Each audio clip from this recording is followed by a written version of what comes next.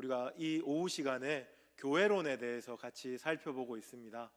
지난주에 교회의 본질 1 우리가 이렇게 살펴보았는데 오늘은 그 두 번째 시간입니다.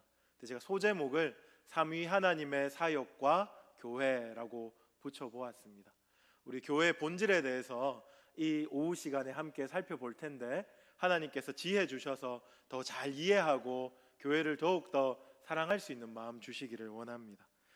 제 얘기로 한번 오늘 강의를 시작해 볼까 하는데요. 제가 이제 서울에서 파트타임 사역자로 있다가 대구에 이제 전임 사역자로 처음 내려온 교회에서 있었던 일입니다. 그 교회는 교회를 굉장히 시끄럽게 만드는 한 분 때문에 곤욕을 치르고 있었습니다.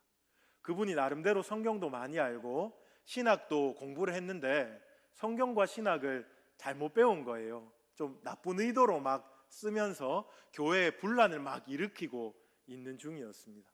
뭐 부목사 할 것 없이 뭐 누구든지 그 사람한테 걸리기만 하면 그 사람이 아주 베베 꼬인 질문을 던지고 무시하기도 하고 문제 삼기도 하고 막 그래서 굉장히 머리 아픈 상황이었습니다. 한 번은 어떤 부목사님이랑 교회 로비에서 딱 맞닥뜨렸는데 그분이 그 부목사님한테 이렇게 질문을 던진 겁니다. 목사님, 우리 예배 시간에 사도신경 하잖아요. 사도신경. 근데 사도신경이 성경 어디에 나옵니까? 이렇게 물었대요. 여러분, 사도신경이 성경 어디에 나오는지 다 알고 계시죠? 그렇죠? 성경에 안 나옵니다. 주기도문은 마태복음에 나오지만 사도신경은 성경에 안 나옵니다. 성경의 사도신경 그 전능하사 시작되는 그 사도신경이 기록된 곳이 없어요. 그러면서 이렇게 물었습니다. 성경에도 안 나오는 사도신경을 왜 매 예배 때마다 그렇게 목숨 걸고 암송합니까? 성경대로 믿어야지.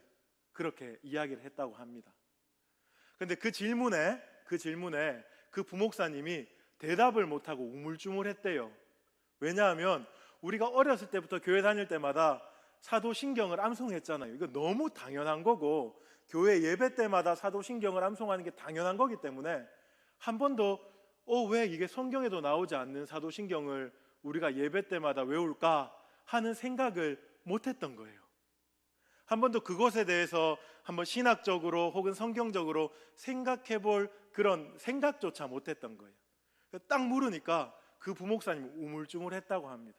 그 로비에 사람이 굉장히 많았거든요. 큰 소리로 그 부목사님을 쏘아보면서 이렇게 얘기했답니다. 목사님, 공부 좀 하세요. 그렇게 무안을 주는 거죠. 여러분한테 한번 물어봅시다. 사도신경 성경에도 안 나오는 걸 왜 우리는 매 공예배 때마다 암송하는 걸까요? 어떤 못된 성도가 여러분 찾아와서 장로님, 권사님, 집사님 이거 왜 이렇습니까? 하고 물으면 여러분 뭐라고 대답할 수 있겠습니까? 이 시간 졸지 마시고 정신을 딱 차리시고 잘 들으시면 나중에 부끄러움 당하는 일이 없을 것입니다. 그 얘기를 그 부목사님이 교역자실에 와서 막 씩씩거리면서 하는 거예요. 근데 제가 그 얘기를 들으면서 이게 등에 땀이 나더라고요. 왜냐하면 제가 걸렸어도 대답을 못했을 것 같았어요. 한 번도 교회에서 제대로 왜 사도신경을 암송하는지 이런 거 가르쳐 준 적이 없던 것 같았거든요. 저한테는 신학을 3년 동안 공부하면서도 이것에 대해서 비판적으로 생각해 본 적이 없었어요. 여러분들도 아마 이렇게 좋은 교회 다니셨기 때문에 한 번쯤 들어보셨을 수도 있겠지만 별로 비판적으로 생각해 보지 않은 질문일 겁니다. 사도신경은요, 사도들이 초대 교회를 세울 당시에부터 그 교회의 공적인 신앙 고백이었습니다. 교회의 공적인 신앙 고백, 다르게 말하면 신조라고 말하는데요. 이 공적인 신앙 고백은 성경 어디에도 기록되어 있지 않지만 그 토시 하나 성경으로부터 나오지 않은 것이 없습니다. 그러니까 그 공적인 신앙 고백은 매우 성경적이고 교회적인 신앙 고백이라고 할 수 있습니다. 그래서 이 사도신경이 성경 어디에도 안 나오지만 이 성경 모든 66권에 우리가 믿는 바에 대해서 엑기스로 모아놓은 고백입니다. 우리가요 주일날 이것을 고백하는 까닭은 우리 교회도 사도들이 세운 초대 교회로부터 시작된 그 공교회에 속하는 교회입니다 하는 것을 믿음으로 고백하는 거예요. 이단적인 가르침을 따르거나 잘못된 소속에 빠지지 않았습니다 하는 것을 선포하는 겁니다. 그래서 사도신경을 꼭 외워야 되는 거예요. 우리가 주일학교 아이들한테도 사도신경을 암송시키지 않습니까? 그뿐만 아니라 세례를 받을 때, 우리가 학습 교육이나 세례 교육을 받을 때 가장 힘들어하는 것이 사도신경 주기도문 10계명이거든요. 이것을 외우게 하는 까닭도 우리 교회의 주소, 우리 교회가 분파나 이단이 아니라 사도들이 세운 그 초대교회로부터 시작된 공교회입니다 라는 고백을 하는 거예요. 사도신경을 외워야 돼요. 사도신경 안 외우면 우리 교회의 주소가 헷갈리게 되는 겁니다. 사도신경이 이렇게 중요한데 사도신경 속에 어떠한 고백들이 들어있습니까? 여러분 너무 잘 아시는 건데 하나님 아버지를 믿사오며 이렇게 들어있죠. 그 다음에 그 외아들 예수 그리스도를 믿사오며 또한 성령을 믿사오며 이렇게 삼위일체적인 신앙 고백이 사도신경 속에 들어가 있습니다. 그런데 이것뿐만 아니라 마지막에 곁다리 비슷하게 나오는 고백들이 막 쏟아지는데 성령을 믿사오며 다음에 어떤 고백이 나옵니까?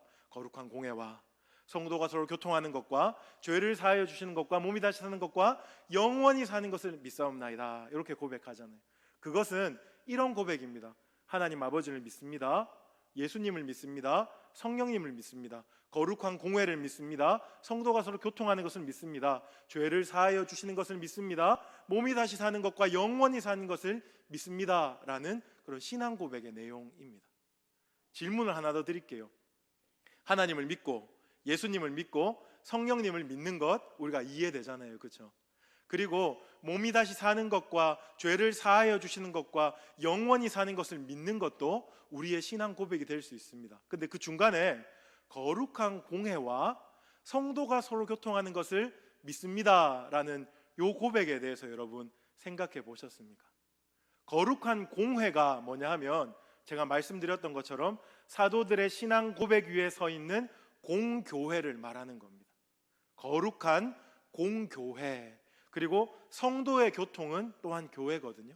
그래서 그것을 한마디로 하면 우리가 교회를 믿습니다라는 고백을 하는 거예요. 하나님 믿고 예수님 믿고 성령님 믿고 교회를 믿습니다라고 하는 게 사도신경 속에 들어가 있는 고백입니다. 그런데 교회를 믿습니다라고 고백하려고 생각해 보니까 교회는 매우 불완전하잖아요. 우리 교회만 봐도 때로는 사람 때문에 상처 입기도 하고 때로는 부족하고 연약한 부분들이 우리 눈에도 보이는데 이런 불완전한 교회를 믿는다라고 고백할 수 있는가 하는 질문입니다. 만약에 교회를 믿는 건 좀 이상한데 이렇게 말하면 사도신경을 거부하는 거예요. 그리고 그래도 사도신경에 나오니까 난 교회를 믿습니다 이렇게 말하면 교회는 불완전한데 이런 질문이 던져지게 되는 겁니다. 여러분 어떻습니까? 우리가 사도신경에서 교회를 믿는다 하는 것을 어떻게 받아들여야 할까요? 우리 믿음의 선배들은 이렇게 고백했습니다. 저는 교회를 믿습니다. 왜냐하면 이 교회가 사람이 세운 단체 혹은 제도가 아니라 하나님께서 선택하시고 불러 모으신 영적인 공동체이기 때문에 우리는 그것을 믿는 것입니다. 그렇게 고백했습니다. 또한 교회를 믿을 때 교회가 이제부터 제가 할 본론인데요. 교회가 하나님의 백성이고 그리스도의 몸이고 성령의 전이기 때문에 우리가 그것을 믿습니다 하는 것이 곧 교회를 믿습니다라는 고백입니다. 사도신경만 이야기해도 여러분 한 30년 40년 외웠는데 이렇게 강의하니까 좀 새롭지요, 그렇죠? 우리가 공부하면서 교회에 대해서 더 깊이 알아가면 우리의 신앙도 자랄 뿐만 아니라 우리의 교회에 대한 마음, 지식, 사랑도 커갈 줄로 믿습니다. 제가 교회에 대해서 3가지 여러분에게 지금 말씀드리고 있는데 하나님의 백성이라는 것은 지난 시간에 말씀드렸던 내용입니다. 왜 교회를 하나님의 백성이라고 부릅니까? 했을 때 하나님께서 친히 선택하신 사람들이 모인 곳이기 때문에 교회는 하나님의 백성입니다 라고 고백하는 것입니다. 교회는 인간의 제도가 아니고 하나님께서 불러 모으신 영적인 공동체이기 때문에 하나님의 백성이라고 부르는 겁니다. 그리고 교회는 하나님의 왕권, 하나님의 통치인 그 말씀대로 회집한 공동체이기 때문에 하나님의 백성이라고 부른다. 이렇게 여러분에게 설명을 드렸습니다. 이제 두 가지가 남았습니다. 그리스도의 몸과 그리고 성령의 전. 오늘 이것에 대해서 여러분과 함께 좀 생각해 보고자 합니다. 먼저 그리스도의 몸인데요, 교회가 그리스도의 몸이다 이렇게 고백할 때는 우리가 재빨리 사도 바울의 가르침으로 나아가야 합니다. 우리 오늘 에베소서 4장 15절 16절 함께 읽었잖아요. 다시 한번 자막을 띄워주실 텐데 같이 한 목소리로 15절 16절을 읽어보겠습니다. 시작. 오직 사랑 안에서 참된 것을 하여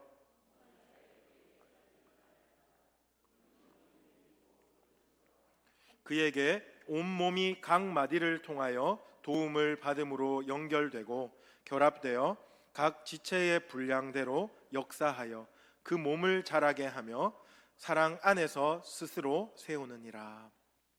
이 말씀에서 우리가 확인할 수 있는 것처럼 바울 사도는 그리스도가 교회의 머리다 그렇게 말씀하십니다. 그리고 성도는 머리 되신 그리스도께 연결된 지체, 그리고 성도들 사이에서도 서로 결합되어서 한 몸을 이룬다라고 사도 바울은 교회에 대해서 가르쳐주고 있습니다. 이 에베소서 말씀뿐만 아니라 곳곳에서 교회는 그리스도의 몸이다라고 가르쳐주고 있습니다. 반대로 그리스도는 교회의 머리다라는 그런 가르침도 가르쳐주고 있는 겁니다. 이 가르침을 통하여서 우리는 교회란 무엇인가 라고 물었을 때 교회는 그리스도의 몸입니다 라고 대답할 수 있는 겁니다. 우리가 교회가 그리스도의 몸이다 할 때 크게 두 가지를 기억해야 합니다. 하나는 머리 대신 그리스도와 몸인 교회의 연합입니다. 머리 대신 그리스도와 몸인 교회의 연합. 그리고 또 다른 하나는 뭐냐면 몸인 교회 안에 각각의 지체가 있잖아요. 눈, 코, 입, 팔, 다리, 심장, 폐, 간 이런 각각의 지체가 있잖아요. 그럼 각 지체된 성도들끼리의 연합. 이 두 연합을 우리가 반드시 기억해야 됩니다. 첫 번째 연합이 뭐라고요? 그리스도와 몸인 교회의 결합. 두 번째는요, 교회 안에 성도들 사이의 연합. 근데 이 연합이 둘 다 생명 있는 연합입니다. 먼저 머리 대신 그리스도와 몸인 교회의 연합에 대한 말씀은요, 우리가 정말 잘 알고 있는 요한복음 15장 5절을 읽어보면 번뜩 이렇게 이해가 됩니다. 제가 15장 5절 한번 읽어드릴게요. 나는 포도나무요 너희는 가지니 저가 내 안에 내가 저 안에 있으면 이 사람이 과실을 많이 맺나니 나를 떠나서는 너희가 아무것도 할 수 없음이라. 머리 대신 그리스도와 몸인 교회는 어떤 식으로 연합되어 있습니까? 머리 대신 예수님께 생명과 모든 좋은 것들이 흘러 들어오는 식으로 연합이 되어 있습니다. 교회의 생명은 예수 그리스도께 달려 있는 거예요. 그래서 오늘 우리가 요한복음 15장 5절 읽었던 것처럼 나를 떠나서는 너희가 아무것도 할 수 없느니라. 그리스도를 떠나서 교회는 아무것도 아닙니다. 그리스도가 없는 교회는, 제가 지난주에도 이런 표현을 썼는데, 화려하게 간판을 걸고 많은 사람들이 모이고 여러 그럴듯한 예식이 있다 할지라도 그것은 교회라고 불릴 수가 없습니다. 그리스도가 없으면 교회는 아무것도 아닙니다. 교회는 오직 그리스도로 호흡하고 그리스도로 기동하고 살고 생명을 누리는 공동체, 그것이 교회입니다. 그래서요, 교회의 모든 성도는 눈을 들어 누구를 바라봐야 돼요? 예수님을 바라봐야 합니다. 십자가를 바라봅시다. 예수님을 바라봅시다. 이것이 단순한 캐치프레이즈가 아니고 우리가 생명 걸고 해야 되는 거예요. 네, 우리가 그리스도께 속한 공동체, 예수님이 머리 대신 공동체다 말할 때 실천적으로 반드시 기억해야 되는 것이 있습니다. 예수님께 딱 붙어 있기 위해서 반드시 기억해야 되는 것은 우리가 복음을 붙들어야 한다 하는 겁니다. 복음을 붙들어야 합니다. 교회가 온전히 살기 위해서는 복음을 붙들어야 돼요. 왜냐하면 복음이 곧 그리스도이기 때문에 그렇습니다. 그리스도가 곧 복음이기 때문에 그렇습니다. 근데 많은 교회들이 복음을 잘 가르쳐 주지를 않아요. 그냥 예수 믿고 천당 가자, 이걸로 끝. 이렇게 하고 세상에서 착하고 바르고 열심히 살면 하나님이 복 주시겠지, 이런 식으로 이해를 하고 있습니다. 복음을 잘 몰라요. 복음에 대한 노래도 부르고 복음에 대한 찬양도 하고 복음에 대한 말씀도 듣지만 실제로 복음이 뭔데 이런 물어보면 잘 몰라요. 그거는 그리스도께 딱 붙어 있는 게 아니겠죠. 복음이라고 하면 크게 두 부분으로 나눌 수 있습니다. 하나는 예수님의 삶, 성육신 하셨고 이 땅에서 사셨고 고난당하셨고 죽으셨고 부활하셨고 승전하신 그 예수님의 삶에 대해서 우리가 깊이 있게 알아야 합니다. 그것이 의미하는 바가 무엇이고 그 모든 과정을 통하여 하나님이 우리에게 주시고자 하는 것이 무엇인지를 바르게 아는 것, 깊이 아는 것이 복음을 안다, 이렇게 말하는 겁니다. 교회가 복음을 잘 배워야 합니다. 복음적인 설교가 필요하고 복음적인 성경 공부가 필요한 거죠. 복음을 깊이 알 때 우리가 예수님께 딱 붙어 있을 수 있습니다. 근데 더 나아가서 복음적인 삶을 살아야 합니다. 복음적인 삶. 우리 교회의 영구 비전이 저기 있죠. 우리 교회가 꿈꾸는 것이 바로 복음적인 삶 아닙니까? 복음 선포적인 삶을 사는, 그리고 복음 선포적인 공동체로 모든 것을 꿈꾸고 추구하는 이 교회가 바로 예수님께 딱 붙어 있는 그런 교회입니다. 모였는데 예수님 복음은 없고 우리끼리 어떻게 하면 잘 먹고 잘 살까, 우리끼리 어떻게 하면 유의미한 모임을 만들까 하는 것은 전혀 필요가 없다는 그런 좀 극단적이지만 그런 메시지를 여러분들이 조금 이해할 수 있으면 좋겠습니다. 이것이 머리 대신 그리스도와 몸인 교회가 딱 붙어 있다 하는 의미입니다. 첫 번째 제가 말씀드렸죠. 이제 두 번째 연합에 대해서 한번 생각해 봅시다. 교회 안에 성도들 간의 연합입니다. 교회 안에 성도들 간의 연합. 요걸 조금 어렵고 철학적인 용어로는요, 유기체적 연합이다, 이렇게 말할 수 있어요. 유기체적 연합은 무엇에 반대냐 하면 기계적인 연합에 반대예요. 기계적인 연합은 이런 거예요. 로봇 하나를 만들었어요. 로봇을 만들었는데 로봇가 잘 움직이기 위해서는 나사가 필요하고 볼트 너트가 필요하고 부분이 필요하잖아요. 그게 기계적인 결합입니다. 근데 유기체적 연합의 차이는 뭐냐 하면 유기체적 연합은 생명의 공유가 일어나는 거예요. 그런데 잘 생각해 보십시오. 많은 교회들이 봉사하자, 행사하자, 뭘 하자 하면 유기체적 연합을 생각하는 것이 아니고 기계적 연합을 생각해요. 사람들 1, 2, 3, 4, 5, 6, 7, 8, 10명을 세워서 이 사람은 이 포지션 세워서 잘 돌아가기만 하면 우리 행사 잘했네, 그래요. 이해가 되십니까? 제가 큰 교회 부목사로 사역을 여러 번 해봤거든요. 부목사들을 부리는 것도 마찬가지예요. 부목사님, 올해는 당신이 맡은 것은 이 위원회입니다. 열심히 하세요. 그거 열심히 하면 교회가 잘 돌아가요. 근데 제가 상처받고 제가 힘들어서 지치고 포기하잖아요. 그러면 이 나사 따랐네. 그 나사 빼고 다른 빠릿빠릿하고 쌩쌩하고 착한 나사를 다시 끼우는 거예요. 그러면 금세 잘 돌아가요. 우리 교회 좋은 교회 그래요? 아니죠. 30년 40년 교회 봉사하다가 많은 성도들이 받는 상처가 그거예요. 잘할 때는 권사님 꼭 필요해요, 권사님 정말 좋아요. 못하면 어느새 내 자리에 다른 나사가 들어가 있어요. 나에 대해서는 그 누구도 기억하지 않아요. 그거는 기계적인 결합이에요. 기계적인 결합. 그러면 교회가 교회답지 못하다 하는 거예요. 유기체적 연합은 생명이 왔다 갔다 하는 거예요. 다르게 말하면요, 함께 죽고 함께 사는 거예요. 손가락 하나 깨물어 보십시오. 머리 뒤통수까지 찌릿찌릿하잖아요. 함께 아프고 함께 울고 함께 웃는 그런 결합이 유기체적 연합이에요. 예수님이 교회를 세우시고 그분의 생명을 우리에게 나눠주셨어요. 머리 대심으로.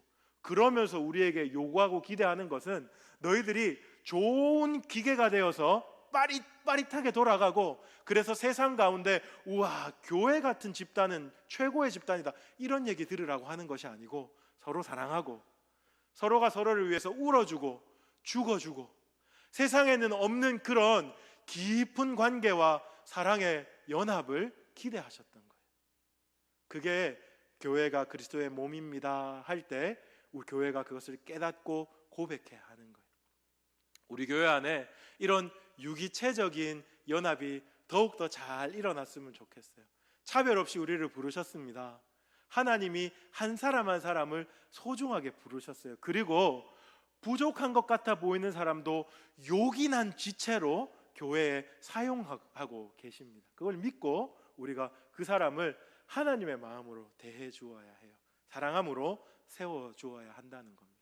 요게 제가 여러분들에게 말씀드리고 싶은 그리스도의 몸된 교회에 대한 개관입니다. 앞으로 우리가 계속해서 더 구체적으로 직분론이나 이런 것들 다룰 때 또한 함께 생각해 볼 수 있겠습니다.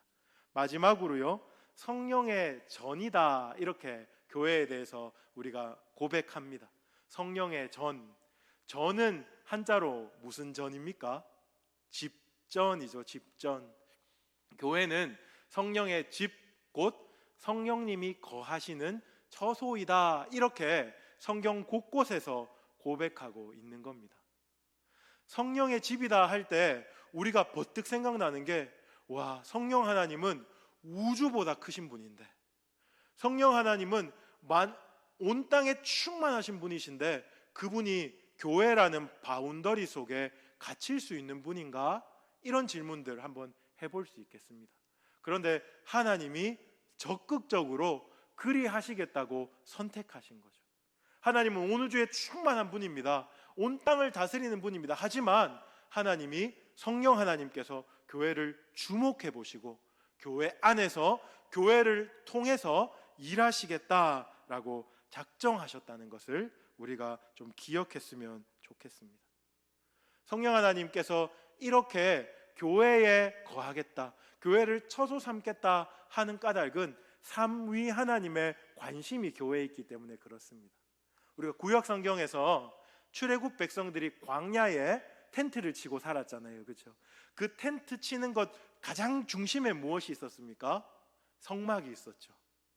성막을 쳐놓고 하나님, 이곳에 하나님이 거하시겠습니까? 라고 모세가 기도했을 때 쉐키나라는 구름이, 하나님의 영광을 상징하는 그 구름이 임재하심으로 하나님이 그렇게 얘기하시는 거예요. 내가 너희와 항상 함께 있을 것이다. 신약으로 오면요, 신약에 이제 초대교회가 섰는데, 초대교회 때 제가 그리스도와의 연합을 이야기했죠. 그리스도께서 초대교회, 교회가 그리스도의 머리 되심으로 교회와 몸에 연합하실 때 그 성령이 그 안에서 역사하고 작용하시는 거예요. 하나님, 예수님이 교회를 이토록 사랑하셨습니다. 그리하여 성령님께서도 교회에 거하시기를 기뻐하신다. 우리가 이렇게 생각해 볼 수 있겠습니다. 앞으로 교회와 성령의 관계에 대해서도 많은 이야기들을 나눌 거예요. 오늘은 그 개론으로 세 가지 이야기를 좀 드릴게요. 간단하게. 먼저 성령이 교회의 처소 삼으신다, 교회는 성령의 전이다 할 때 우리가 첫 번째로 기억해야 되는 것은 성령님이 교회를 세워가신다 하는 겁니다. 이 교회를 교회되게 세워가시는 분이 바로 성령님입니다. 우리가 이 시간 모여서 설교 말씀을 듣잖아요. 근데 이 말씀이 단지 박진기 목사의 강연이 아니고 나의 믿음을 자극하는 그 살아계신 하나님의 말씀이 되도록 역사하시는 분이 바로 성령님이세요. 우리에게 이 시간 믿음을 자꾸 부어주시면서 그 말씀을 믿고 듣고 받고 살아가도록 만드시는 그 주체가 성령님이라는 거예요. 그래서 성령님은 그렇게 말씀을 들리게 하고 말씀을 믿게 하심으로 교회를 세워갑니다. 그런가 하면 성령님은 성도 각 사람에게 독특하고 탁월하고 특별한 은사를 주십니다. 이 은사를 주심은 신통방통한 능력으로 네가 천하를 호령하라 이렇게 해서 은사를 주시는 게 아니죠. 그렇죠? 은사를 주시는 제1의 목적은 교회를 교회답게 아름답게 세워갈 수 있도록 각 지체의 분량에 따라서 은사를 주시는 겁니다. 성령님이 이렇게 은사를 주심으로 교회 공동체를 바르게 세워갈 수 있도록 도와주시는 겁니다. 어떤 이는 섬기는 은사로, 어떤 이는 가르치는 은사로, 어떤 이는 사랑하는 은사로 각자를 섬기며 이 몸된 교회를 아름답게 세워가도록 성령님은 그렇게 선물로서 우리를 도와주는 거죠. 이것이 첫 번째로 성령님께서 교회를 세우십니다 하는 그 부분입니다. 둘째로는요, 성령이 교회 안에서 어떻게 역사하시냐 하면요, 교회를 하나 되게 하십니다. 하나 되게. 하나님께서 하나님의 백성으로 회집하셨고 그리스도의 몸된 교회로 연결시켜 주셨는데 성령님 또한 그 하나 되게 하시는 영이심으로 사랑의 끈으로 평안에 매는 줄로 교회를 하나 되게 하십니다. 그래서 성령 안에서 분열이 사라지고 깨어짐이 사라지고 그리고 서로 다른 사람들이 함께 모여서 아름답게 무지갯빛 찬란한 영광을 만들어내는 거예요. 참 안타까운 게 신천지가 여러분 무슨 뜻인지 알죠? 새하늘과 새 땅입니다. 종말론에서 가장 중요한 키워드인데 이게 이단이 빼앗아가 버렸어요. 신천지란 말이. 그리고 제가 방금 성도들 각각 다른데 은사 안에서 아주 화려하게 무지갯빛으로 하나가 되는 그 교회의 영광을 보여준다 할 때 이 무지갯빛은 동성애자들이 빼앗아가 버렸어요. 동성애자들이 자기들이 상징하는 깃발을 무지개 깃발로 만들었거든요. 참 안타까운 일이죠. 교회는 각각 다른 사람이 하나님께서 성령님께서 평안의 줄로 함께 매무로 그 안에서 다양한 그리고 찬란한 아름다움을 내는 공동체가 되는 것입니다. 하나 되게 하시는 성령님을 의지할 수 있기 바랍니다. 마지막 세 번째로요, 성령이 교회를 통해서 하시는 일, 그것은 교회를 세상 가운데서 영광스럽게 하십니다. 조금 말이 어렵죠? 다시요. 교회를 세상 가운데서 영광스럽게 하십니다. 여러분들이 흔히 알고 있는 성령의 9가지 열매 있으시죠? 성령의 9가지 열매 암송하십니까? 성령의 9가지 열매. 네.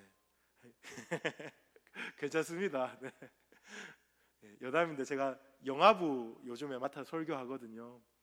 애들이 어찌나 떠드는지 제가 설교를 못할 정도로 집중이 안 되지만 하나님 바라보고 설교합니다. 여러분도 집중해서. 성령의 9가지 열매 아시죠? 그렇죠? 성령의 9가지 열매는 사실 성령의 열매의 9가지 특징이다 이렇게 말할 수 있겠습니다. 성령의 열매의 9가지 특징. 제가 갑자기 성령께서 교회를 사용하여서 세상의 교회를 영광스럽게 하신다 이 말을 하다가 왜 성령의 열매 얘기를 하냐 하면요, 교회가 세상 가운데 교회의 영광을 드러낼 수 있는 참으로 유일하고 가치로운 통로는 뭐냐 하면 바로 성도들이 성령의 열매를 맺게 되는 거예요. 성령님께서 성도들에게 성령의 열매를 맺게 하십니다. 성령의 열매 어떤 것들이 있습니까? 성령의 열매 사랑과 희락과, 제가 어디 적어놨는데 사랑과 희락과 화평과 오래 참음과 자비와 양성과 충성과 온유와 절제 있죠. 이런 열매들을 맺어야, 성도들이 이런 열매들을 맺어야 교회가 이 성령이 맺게 하시는 열매를 중심으로 세상 가운데 나타나야 참으로 교회의 영광, 그리스도의 영광을 드러낼 수 있다 하는 겁니다. 오늘날 코로나 시대에 교회가 엄청스럽게 욕먹고 있잖아요. 그렇죠?